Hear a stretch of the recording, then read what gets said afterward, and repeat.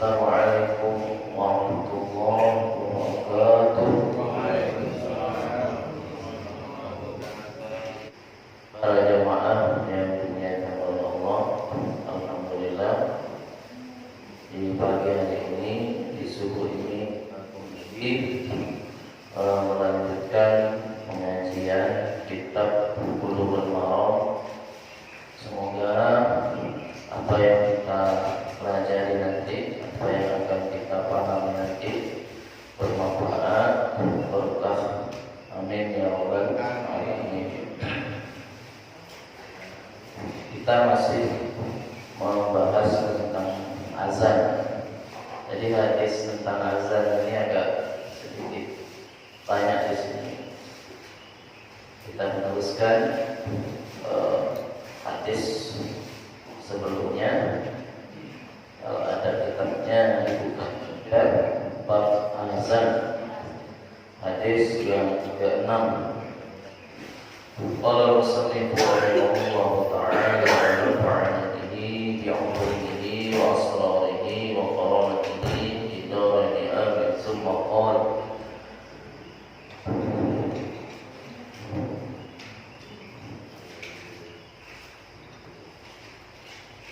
Mu'ajjab bin Samurah qala Sallaitu ma'an Nabi sallallahu alaihi wasallam al-'idaini ghairu marratin wala marrataini bi ghairi azan wala iqamatin. Rawahu Muslim wa nahwu bil muttafaq alaihi 'an Ibn Abbas radhiyallahu anhuma wa ghairuhu. Al-Bukhari 960 wa Muslim 886. Wa'an Jabir bin Samurah daripada sahabat Jabir bin Samurah qala, dia telah berkata, Sallaitu, aku telah salat ma'an Nabi, bersama Nabi sallallahu alaihi wasallam al-'idaini, salat dua hari raya, yakni Idul Fitri wa Idul Adha. Ya, tentu tidak hanya sahabat Jabir, banyak juga sahabat yang lain. Tidak mungkin pula sahabat Jabir dengan Rasul saja yang salat hari raya, ada juga banyak sahabat yang lain. Cuma yang meriwayatkan beliau Jabir. Ghairu marratin wala marratain, tidak hanya satu kali dan tidak hanya dua kali, berarti banyak kali, berulang-ulang kali. Bi ghairi azan, tanpa azan, wala iqamah, tanpa qamah. Jadi maksud hadis ini, azan dan iqamah itu tidak dipakai di sholat hari raya Idul Fitri ataupun Idul Adha. Jadi tidak ada azan Allahu Akbar sampai selesai sholat Idul Fitri, tidak pakai. Kalau ada yang pakai baru dikatakan nanti sebut dengan membuat buat dalam urusan agama. Karena para ulama ittifaq, sepakat, tidak ada azan, tidak ada qomat di dalam sholat dua hari raya. Lalu untuk sebagai penggantinya, maka digantilah dengan as-salatu jami'ah, as-salatu jami'ah, supaya panjang sedikit, dibanyakan ya, sekali tambah lagi as-salatu jami'ah di sunnati Idul Fitri rahimakumullah. Itu saja, tak usah pakai Allahu Akbar, Allahu Akbar qomat, la ilaha illallah, tak pakai.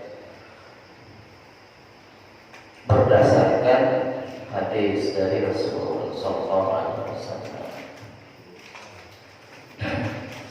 Kenapa tak ada azan, tak ada iqamah, karena memang kekhususan, keistimewaan sholat fardu itu dengan azan dan iqamah. Sholat sunnah tak ada. Istimewanya sholat fardu itu dengan azan dan iqamah, istimewakan oleh Allah. Kemudian hadis selanjutnya, wa an Abi Qatadah radhiyallahu anhu fil hadis at-tawil fi nawmihi ma'as salat thumma azana Bilal fasalla an-nabi sallallahu alaihi wasallam kama kana yasna'u kulla yawmin, rawahu Muslim. Wa an Abi Qatadah, dari sahabat Abi Qatadah, semoga Allah meridhoinya, fil hadis at-tawil, di dalam hadis yang agak panjang hadisnya. Kalau begini berarti hadis ini disebutkan tidak utuh. Nah, di kitab ini hadisnya tidak disebutkan secara utuh panjangnya, diringkas saja sesuai dengan pembahasan. Binaumihim anis sholat, berkaitan dengan tidurnya para sahabat, tidurnya Nabi anis sholat, sehingga lewat untuk sholat fardu. Diriwayatkan ketika sholat subuh, sholat fajar, Nabi ketika pulang dari Ghazwah Khaybar, perang Khaybar, Nabi istirahat, kemudian ya namanya orang capek, lelah, tidur. Tidur waktu malamnya kan sudah lanjut, sudah larut malam, sehingga subuhnya lewat. Jadi Nabi itu pernah juga subuhnya lewat sama aja gitu. Cuma bedanya Nabi itu cuma sekali itulah lewatnya. Nah, kalau kita mungkin nggak tahu kali bisa kali Nabi itu cuma sekali. Dan ini bisa jadi isyarat kepada kita bahwasanya kalau kita itu sholatnya lewat, sudah waktunya, ya hendaklah sholat juga, diqadha sholatnya. Jadi tasrih istilahnya, syariat. Nabi memberikan syariat kepada kita. Ada maksudnya sendiri. Setiap perbuatan yang dilakukan Nabi itu pasti ada maksud, ada tasrih di situ. Nah, kalau kita berkali-kali, itu udah ikut Nabi itu.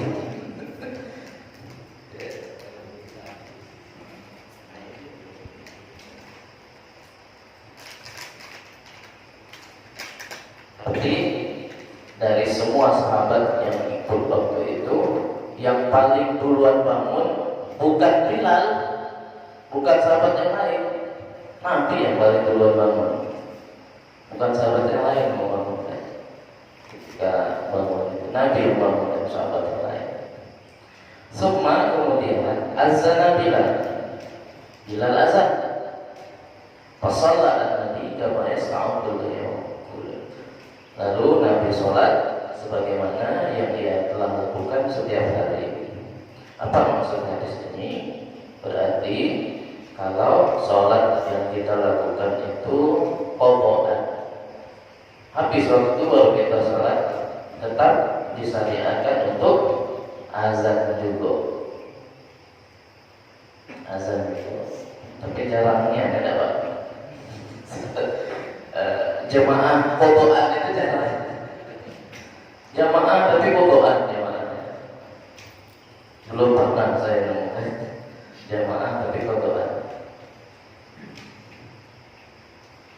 Kecuali mungkin ketika kita melakukan perjalanan jauh, musafir, bisa jadi ketemu di situ.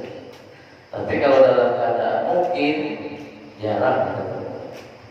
Dan ketika musafir pun kita kan dikasih keringanan, rukhsah. Kita dikasih rukhsah boleh menjamak sholat atau mengqasar sholat. Jadi ikhtalafa ahlul ilmi fil azan hal syuri'a lid-dalalati ala dukhulil waqti faqat aw syuri'a lid-dalalati ala dukhulil waqti wa da'wati lil jama'ati fi ta'diyatil fardhi ma'a. Para ulama itu, para ahlul ilmi itu berbeda pendapat tentang azan. Apakah azan itu disyariatkan karena untuk menunjukkan masuk waktu saja, atau azan itu disyariatkan untuk masuk waktu dan mengajak sholat fardu secara berjamaah. Itu para ulama beda pendapat. Sehingga, kalau yang kedua, kalau ikut kepada yang kedua, maka sholat yang faitah, sholat yang lewat kita sudah waktunya, itu juga disyariatkan untuk azan. Atau lupa, biasanya lupanya akibat terlarut-larut dalam satu pekerjaan, lupa sholat. Mungkin jauh dari masjid, jauh dari masjid, sibuk di pekerjaan, lupa. Ternyata waktu sudah lewat. Nah, itu juga disyariatkan kita azan. Meskipun sendirian, azan kan harus banyak orang, meskipun sendirian. Tapi kalau kita azan sendirian, qomat sendirian, sholat sendirian, mungkin orang keliling kita bertanya, orang ini masih waras atau tidak? Dirangkap semua. Nah, maksudnya kita ini saja WA, sholatnya di WA, azan kita lah, qomat kita lah, orang ramai kan? Karena kita mau ngambil sunnah tadi. Ini kalau orangnya agak lain. Padahal sesungguhnya tidak. Kalau kita paham tidak. Jumhur ulama mengatakan, dan qaul qadimnya Imam Syafi'i tetap disyariatkan azan berdasarkan hadis tadi itu.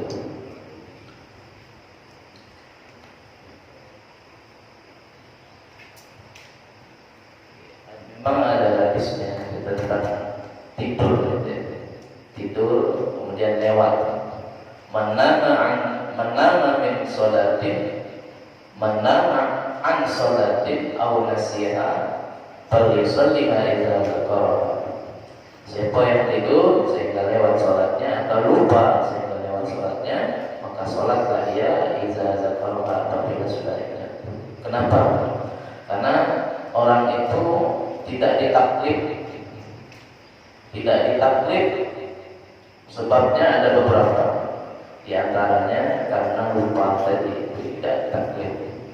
Orang lupa wajib sholat tidak wajib, tidak ingat, tidak ada beban. Orang tidur juga tidak kena taklif. Sampai dia bangun baru kena taklif. Tidak ada taklif. Orang yang tidur, orang yang lupa tidak ada taklif. Kemudian hadis selanjutnya, walahu an Jabir radhiyallahu anhu anna Nabi sallallahu alaihi wasallam ata al-Muzdalifah fa shalla biha al-maghriba wal isya bi azanin wahidin wa iqamatayn. Walahu an Ibni Umar radhiyallahu anhuma jama'a an-Nabi sallallahu alaihi wasallam baina al-maghribi wal isya'i بإقامة واحدة. وزاد أبو داود بكل صلاة في رواية له ولم ينادي في واحدة منهما. وله dan bagi ia an Jabir dari Jabir radhiyallahu anhu, semoga Allah meridhoinya, Anna Nabi sallallahu alaihi wasallam, bahwasanya Nabi sallallahu alaihi wasallam ata al-Muzdalifah, sampai atau datang ke Muzdalifah. Kalau Bapak pernah haji, mungkin ada yang sudah gelarnya Al-Hajj. Kalau Indonesia kan pakai gelar Al-Hajj. Nah, itu mungkin tahu daerah Muzdalifah itu di mana. Nabi datang sampai ke Muzdalifah. As-salat, lalu Nabi salat. Di situ salatnya al-maghrib wa al-isya. Salat maghrib dan salat isya. Bi azanin wahid, dengan azan yang satu kali azan. Wa iqamataini, dan 2 kali qomat. Kenapa 2 kali qomat? Karena salatnya 2. Nah, kenapa 1 kali azan? Karena salatnya dijamak istilahnya. Jadi ada namanya jamak takdim, ada namanya jamak takhir, ada lagi namanya jamak plus kosor. Sudah dijamak, dikosor pula. Begitu Allah ngasih keringanan kepada kita. Saking sholat itu tidak boleh kita tinggalkan meskipun dalam keadaan musafir. Jadi jamak takdim, jamak takhir, jamak takdim kosor, jamak takhir kosor.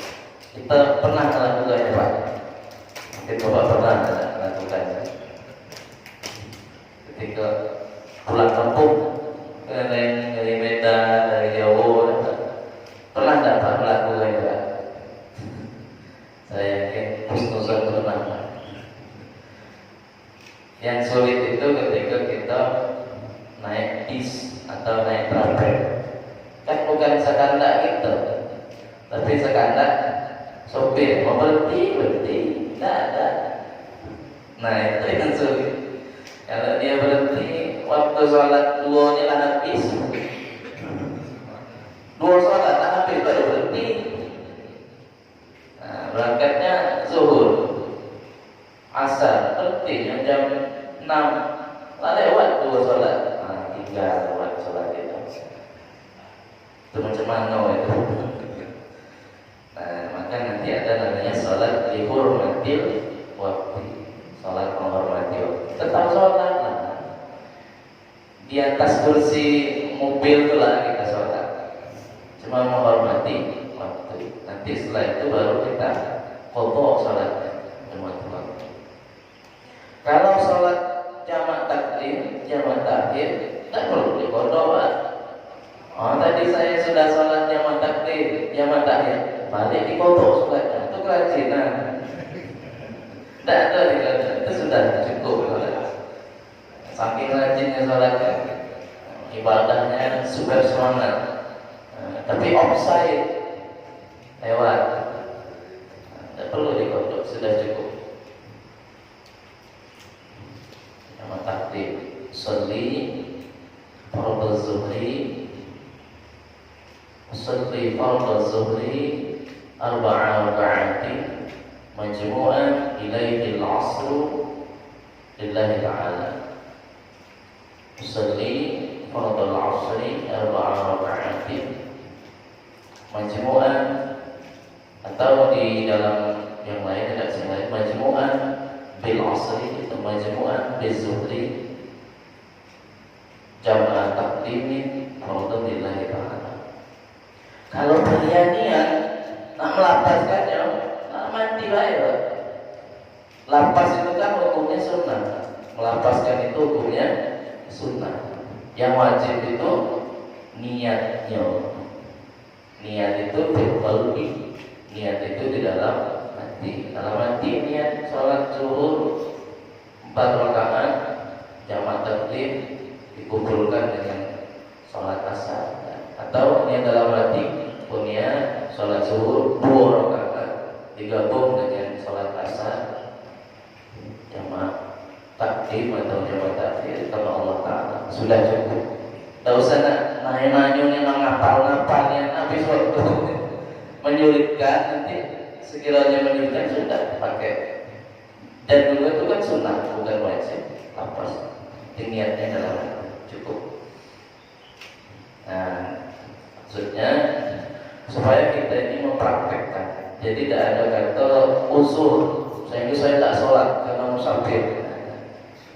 Uzur itu hanya dikasih keringanan saja, dikasih rukhsah, bukan uzur sehingga meninggalkannya boleh, tidak, hanya dikasih keringanan. Nabi mempraktekkan ketika di Muzdalifah.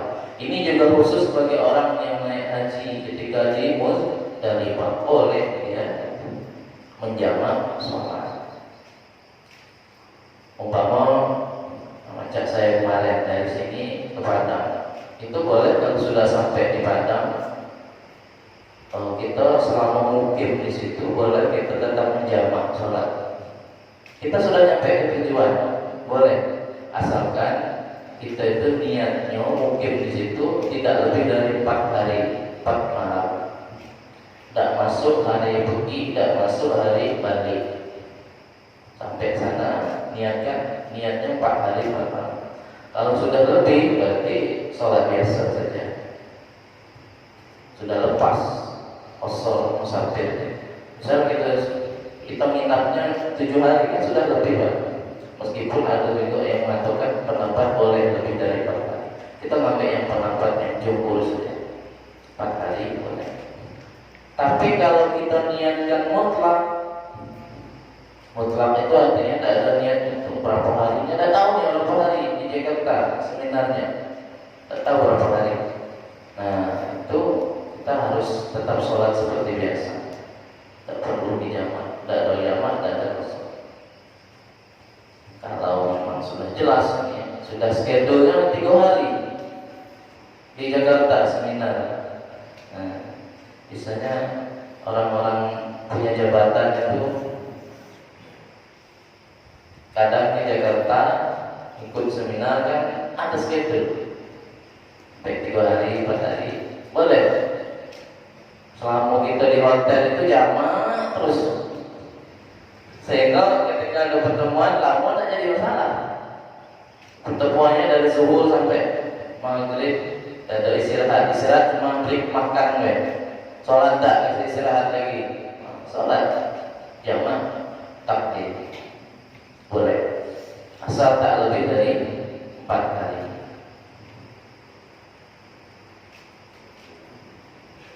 Tapi kalau kita sudah nyampe ke tujuan, nyampe bukan nyampe ke tujuan, nyampe ke rumah kita masing-masing, sudah lewat batas daerah kita, tidak boleh Pak dinyamak lagi, jamak di rumah.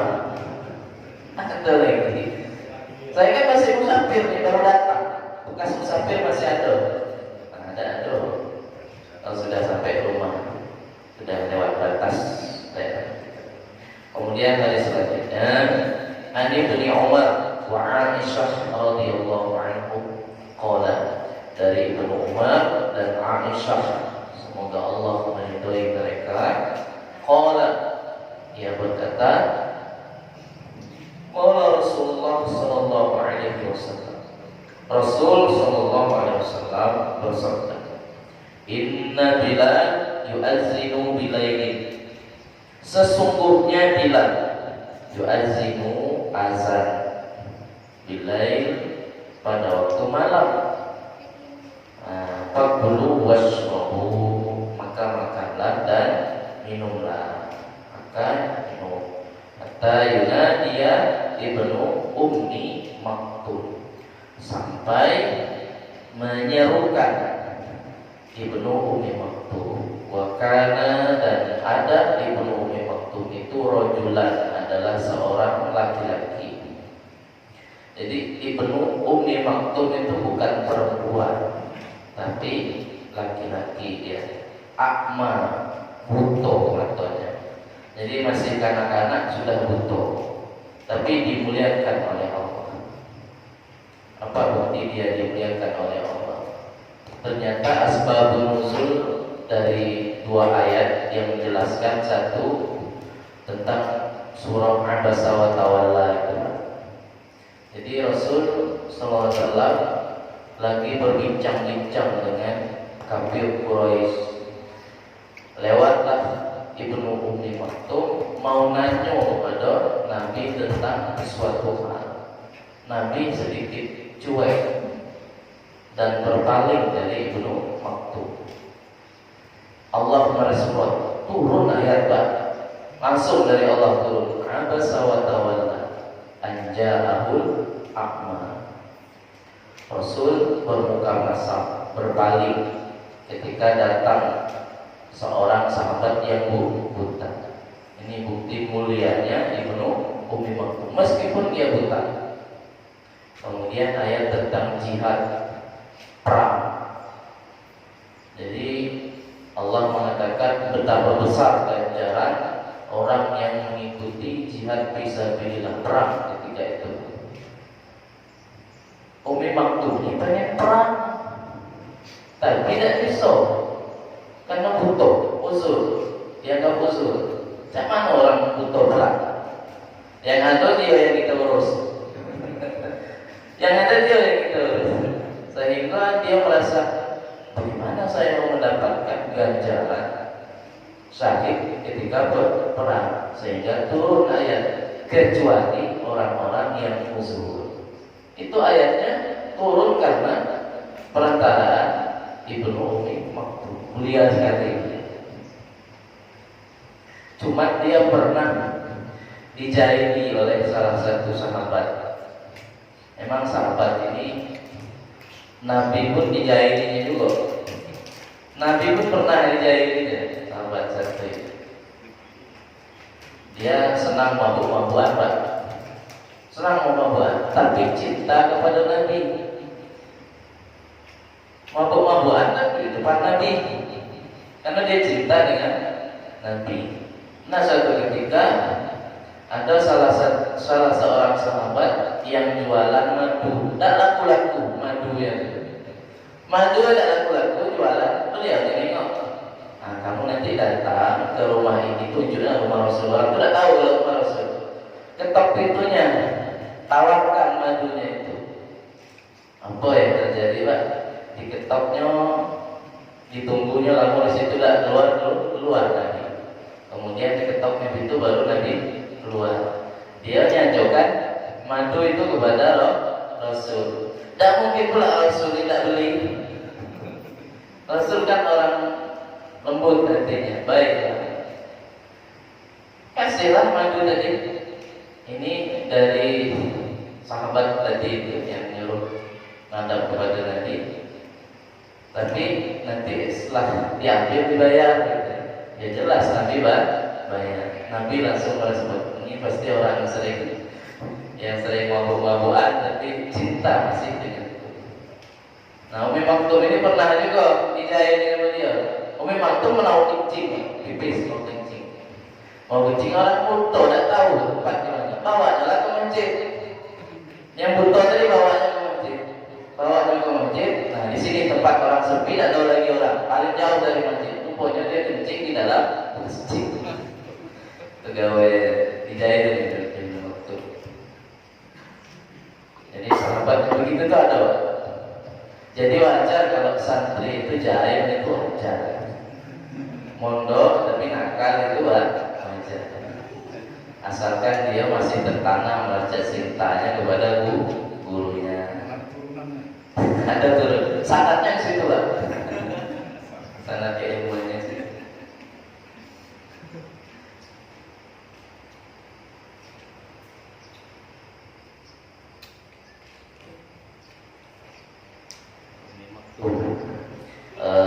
Kembali ke hadis tadi.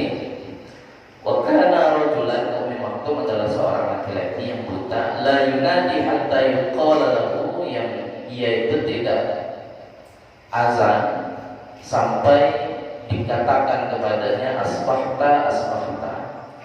Sudah masuk waktu pagi, sudah masuk waktu pagi. Tapi menariknya Ummi Maktum ini tanpa disebutkan asbahta. Sudah masuk pagi, sudah masuk subuh itu waktu. Dia sudah tahu subuh itu sudah masuk, meskipun tanpa melihat. karomah dari Ibnu Maktum. Waktu subuh sudah datang, dia tanpa melihat matahari, tanpa melihat bulan. Nah, ini hadis ini menjelaskan tentang ketika Bilal itu azan di zaman Nabi, di zaman sahabat, berarti masih boleh makan, masih boleh minum.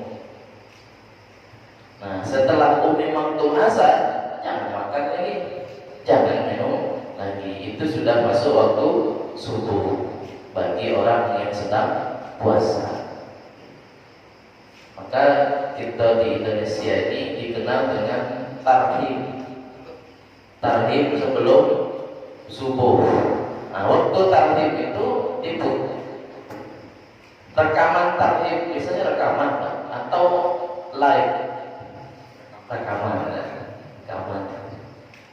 itu diputar jangan setelah masuk waktu sholat, tapi sebelum masuk waktu sholat. Biasanya 5 menit sebelum waktu sholat putar tarhim. Ternyata saya baca beberapa referensi,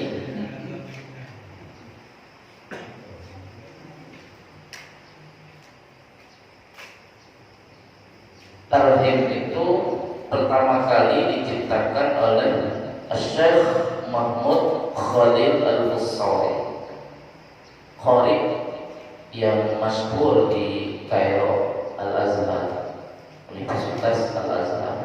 Dia termasuk pimpinan Jam'iyatul Qurra wal Huffaz di sana.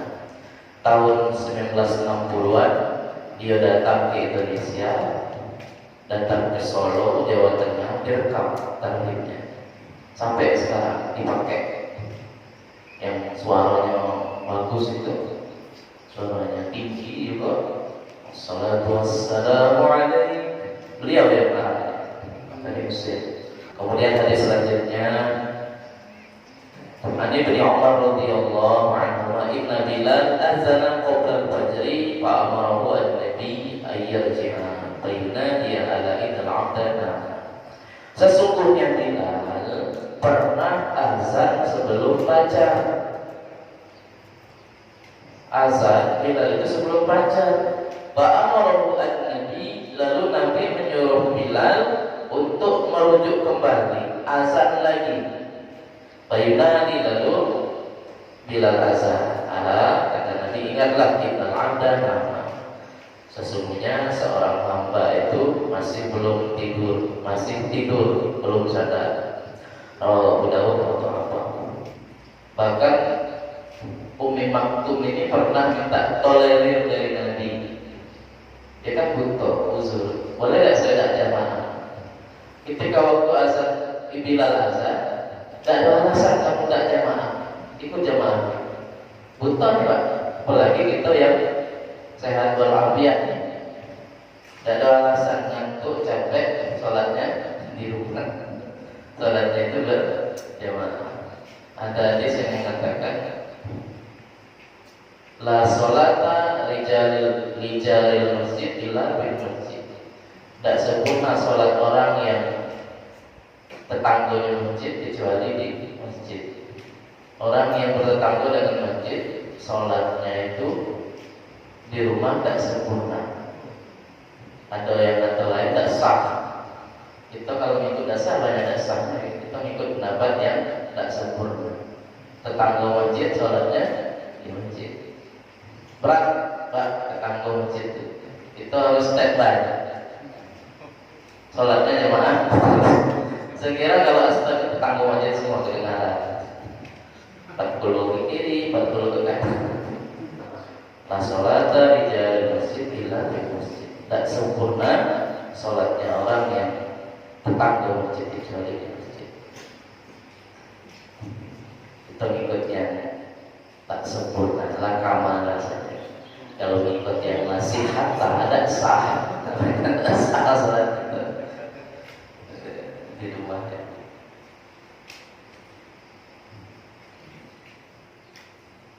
Kemudian hadis selanjutnya Abi Sa'id Al-Khudri radhiyallahu anhu qala Rasulullah idza sami'tum an-nida faqulu misla ma yaqulu al-muazzin.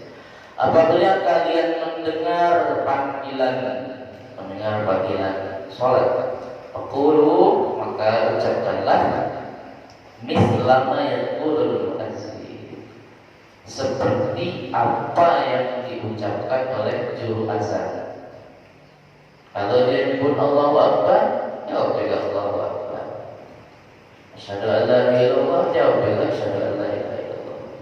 Oleh Bukhari an Muawiyah radhiyallahu anhu misluhu. Wa li Muslim an Umar radhiyallahu anhu fi fadlil qaul kama yaqulu al-muazzin kalimatan siwal hayy 'ala taini fa yaqulu la haula wa la quwwata illa billah. Muazzin mengucapkan kalimatan, satu kalimat siwal hal alataini, kecuali dua hayya ala, yaitu hayya ala sholat dan hayya ala falah. Mari sholat, mari kita menuju hari kemenangan. Maka jawabannya bukan kita jawab hayya ala sholat, tapi jawabannya adalah la haula wala quwwata illa billah. Tak ada daya, tak ada upaya kecuali hanya karena Allah yang memberi. Kalau kita jawab hayya 'ala shalah juga tak nyambung juga, tak enak juga. Orang yang hayya 'ala shalah, kita pula jawab hayya 'ala shalah. Melintas sama melintas, ngajak sama ngajak. Nah, maka jawabannya la haula wala quwwata illa billahil aliyyil azim. Lafaz hayya la haula wala itu merupakan iktirafan itu pengakuan di ajzihi kita ini lemah, wasti'anatan, dan lafaz yang mengindikasikan kita ini minta pertolongan kepada Allah di taufiq ini agar Allah memberi taufik. Lafaz la haula wala quwwata illa billah. Nah, hukum hikayatil azan, hukum daripada menirukan azan atau menjawab azan, itu hukumnya sunnah muakkad. Wa yaktafi inda ta'addudil muazzinina hikayat li muazzin wahid. Cukup dengan banyaknya orang yang azan, satu kali jawabnya. An Utsman bin Abdul As radhiyallahu anhu annahu qala ya Rasulullah ij'alni imama qaumi, wahai Rasulullah ij'alni, jadikanlah aku imama qaumi, imam dari kaumku. Qala anta imamuhum, Nabi bersabda anta imamuhum, ya kamulah jadi imam mereka. Waqtadi bi'af'abihim, ikutlah kepada yang paling lemah di antara mereka. Wattakhis, angkatlah, jadikanlah muazzinan juru azan, la ya'khudhu ala azanihi ajran, jangan ambil upah atas sebab dia telah sebab berazannya. Kalau kita mumpuni di suatu daerah, suatu dusun, suatu tempat, boleh kita menawarkan diri menjadi imam. Bacaan bagus, bacaan fasih, ilmu agama oke, kita nawarin jadi imam agar supaya tidak diisi oleh orang yang bacaannya banyak yang salah atau ummi lah, bacaannya masih ummi. Kita boleh menawarkan jadi imam. Ini Utsman bin Abdul As yang bercerita, kepada yang diceritakannya diambil dari sumber dari Rasulullah. Dan kalau jadi imam, lihat yang paling lemah. Ada tak di jamaah itu orang yang sudah sepuh? Kalau ada orang yang sudah sepuh, jangan panjang-panjang maksudnya. Kalau jadi imam, jangan panjang-panjang bacaan suratnya. Kalau semuanya itu masih muda dan kecil, panjang-panjang tidak apa-apa. Kalau hafal kan, udah korong, tidak apa-apa. Al-Imran tak ngomong. Kalau di situ ada yang lemah, yang tak bisa lah mau berdiri. Kami di sini kan ada jemaah, dia tak bisa lah mau berdiri. Kalau sudah mau berdiri itu berusaha terus, banyak lah orang kira-kira sih. Nah itu dikasih berarti kita tak boleh awal. Jemaah tetap rajin dia salat. Tapi kita jangan ngambil surah yang panjang-panjang, pendek-pendek saja. Kita sebagai imam, kitalah yang mengangkat juru azan. Dan juru azan itu menurut hadis ini tak perlu dikasih apa istilahnya gaji lah, atau uang jajan atau uang rokok menurut hadis ini. Tetapi memang terkait menerima upah dari azan atau jadi imam itu para ulama memang berbeda pendapat. Kita tidak bisa mengambil satu hadis dengan mengesampingkan hadis yang lain atau referensi yang lain. Ini pas kebetulan kita baca bab ini, mau dijelaskan tentang azan. Kalau di masjid besar itu, masjid raya, yang azan kasih lain, yang imam dikasih lain, tiap Jumat itu dikasih. Tak jauh-jauh lah di masjid seberang itu dikasih, muazzin dikasih salam tempel dikasih muazzin. Jadi wadil ulama ini zalika khilafun wa tafsil.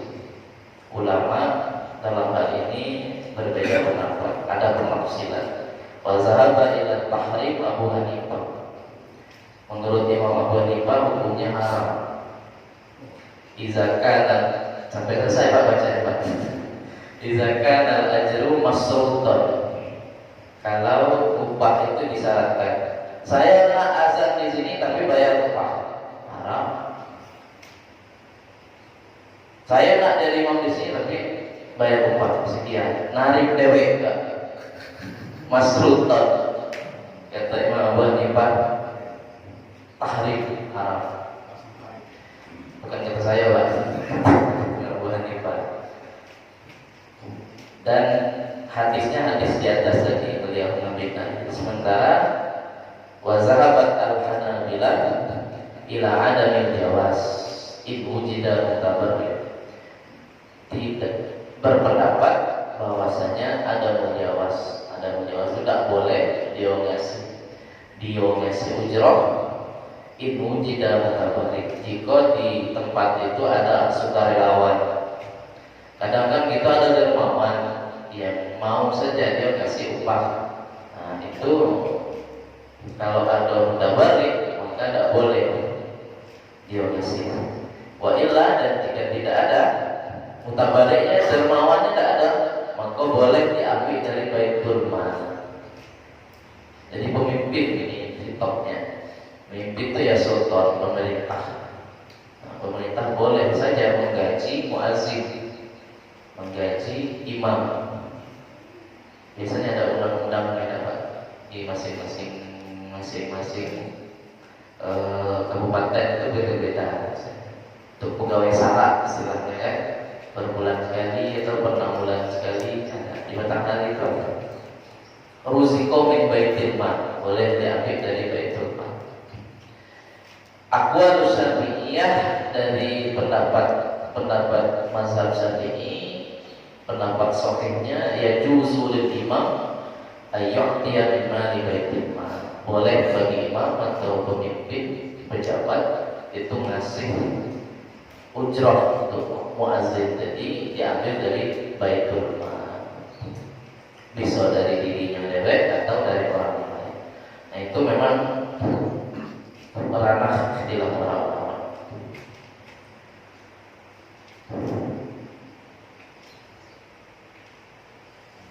Hadis selanjutnya, iza azanta tatarassal. Apabila kamu azan tatarassal, maka perlahan-lahan, pelan-pelan. Wa iza aqamta fahdul, iza apabila kamu qomat maka cepat, dipercepat. Waj'al baina azanika wa iqamatika min qadara ma yadru al-akhiru min akhiri. Dan jadikanlah antara azan dan iqamah itu seukuran sesuatu yang telah selesai orang yang makan dari makannya, orang yang minum dari minumnya, orang yang mules sakit perut ke WC dari qada hajat. Maka kalau sudah azan, kita tahu ada orang di WC lagi qada hajat, jangan qomat dulu, tunggu dulu. Itu masuk batasan jarak antara azan. Orang makan tuh berapa menit biasanya? Makan sampai selesai, tergantung makannya. Kalau berat makanannya agak lama. Kalau makanan ringan cepat selesai. Nah, seukuran itu.